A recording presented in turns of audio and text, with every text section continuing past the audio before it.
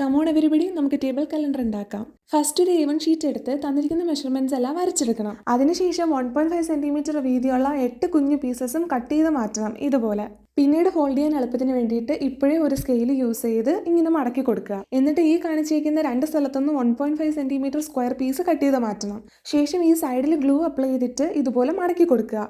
ഇനി ഈ നീളം സാധനത്തിന് ഫോൾഡ് ചെയ്ത് റെക്ടാങ്കുലർ ബോക്സ് പോലെ ആക്കുക. അങ്ങനെ നമ്മുടെ ബേസ് പോർഷൻ റെഡിയായി.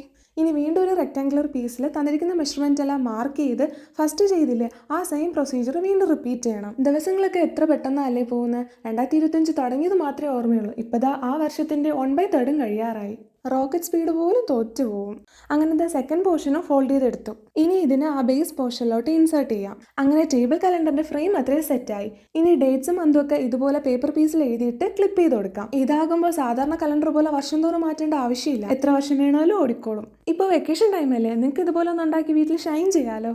എപ്പോഴും പറയുന്ന പോലെ വീഡിയോ ഇഷ്ടമായെങ്കിൽ ലൈക്ക്, ഷെയർ, കമൻറ്റ്, പിന്നെ ചാനലിലൂടെ ഒന്ന് സബ്സ്ക്രൈബ് ചെയ്യുക. അപ്പോൾ ശരി, ബൈ.